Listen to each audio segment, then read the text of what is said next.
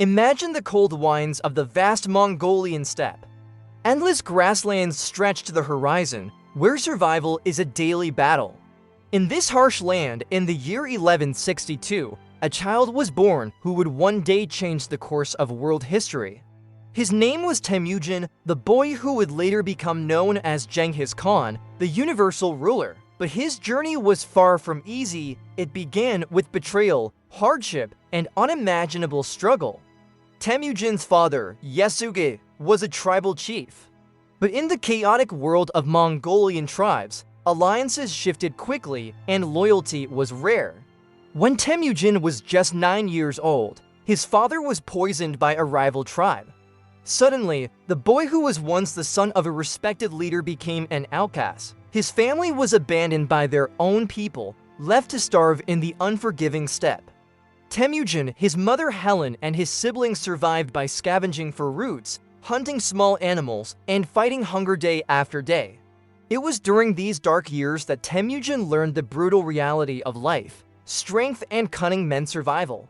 Even within his own family, rivalries grew. In one chilling incident, Temujin killed his own half-brother, Bektar, during a quarrel over food and leadership.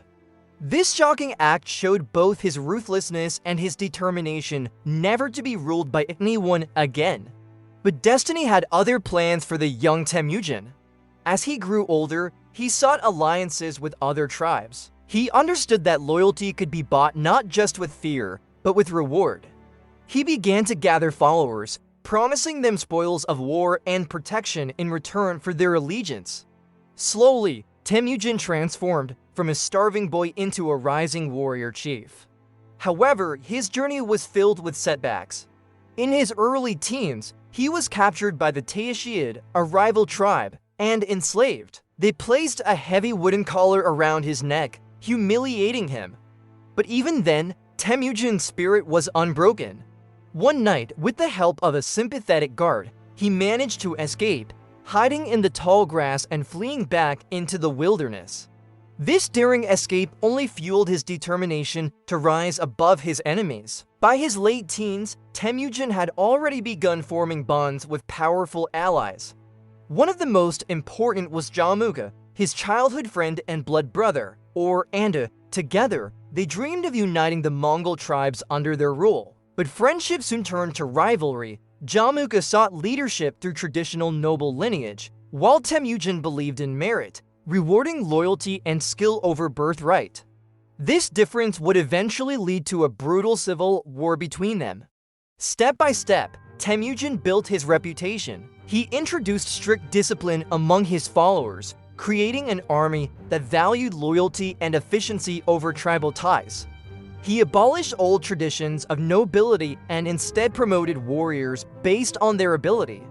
For many common Mongols who were tired of being ruled by aristocrats, Temujin became a beacon of hope, a leader who rewarded merit and loyalty. But the rise of Temujin was not without bloodshed. Battles against rival tribes were merciless. Entire clans that resisted him were crushed, while those who submitted were welcomed into his growing army. Slowly, Temujin's power expanded across the steppes, and the dream of uniting all Mongol tribes under one banner began to take shape. In 1201, Jamuga declared himself Gurkhan, supreme ruler of the Mongols, and waged war against Temujin. The conflict was brutal, with tens of thousands of warriors clashing on the open steppe. Though Jamuga initially gained the upper hand, his cruelty, such as boiling 70 of Temujin's captured soldiers alive, turned many against him. Temujin, on the other hand, showed a balance of ruthlessness and fairness. His reputation for rewarding loyalty and punishing betrayal spread quickly. By 1206, after years of war and shifting alliances, Temujin finally defeated Jamuga and other rival tribes. That same year, at a grand assembly known as a Kurultai, he was proclaimed Genghis Khan, meaning universal ruler. It was the beginning of an empire that would soon stretch farther than anyone could imagine. But this was just the start. Genghis Khan had united the Mongols. Now he set his sights on the world beyond the steppes. Temujin's rise to power was anything but easy. After uniting a small group of loyal followers, he set out to build alliances with nearby tribes. Unlike many other leaders of the steppe, Temujin didn't just rely on family connections or brute force. He believed in meritocracy, rewarding people for loyalty and skill rather than their noble birth. This approach attracted skilled warriors and leaders who felt ignored by traditional clan systems. Slowly but surely, Temujin gained respect and a growing army. In 1206, after years of battles and betrayals, a great council known as a Kurultai was held. At this gathering of Mongol tribes, Temujin was officially declared Genghis Khan, which meant universal ruler. This was the turning point. For the first time in history, the nomadic tribes of Mongolia were united under a single leader. Once united, Genghis Khan reorganized the Mongol military. He divided his army into units of 10, 100, 1,000, and 10,000, making them highly disciplined and mobile. His soldiers were expert horsemen, able to travel vast distances quickly, surviving on little food. They were also masters of psychological warfare, spreading fear before even arriving in enemy lands. Villages often surrendered without a fight after hearing stories of Mongol brutality. But Genghis Khan was more than just a warlord. He introduced a code of law called the Yasa, which kept order in his empire. He banned the kidnapping of women, punished theft severely, and encouraged religious tolerance. In fact, while his armies destroyed cities, he allowed Christians, Muslims, Buddhists, and others to practice freely within his empire as long as they didn't rebel. Soon, Genghis Khan turned his attention outward. His armies marched into northern China, facing the powerful Jin dynasty. Despite being outnumbered, the Mongols used clever strategies like siege engines, psychological warfare, and relentless attacks. City after city fell. By 1215, Beijing itself was captured. But Genghis Khan didn't stop at China. His ambitions stretched across the known world. To the west, his armies clashed with the mighty Khwarezmian Empire in Persia.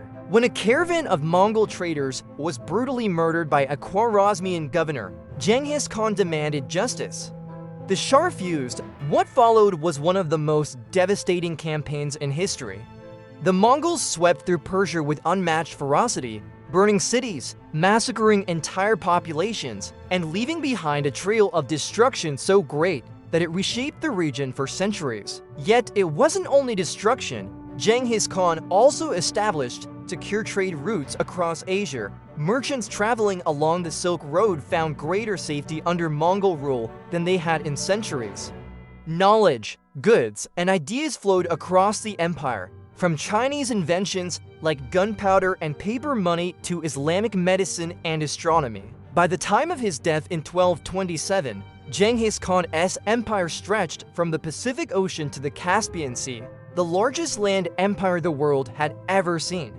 He had risen from an outcast child abandoned in the steppes to the ruler of millions, feared and respected across continents. But the story didn't end with him. His descendants carried his vision further, creating an empire that would dominate the world for generations.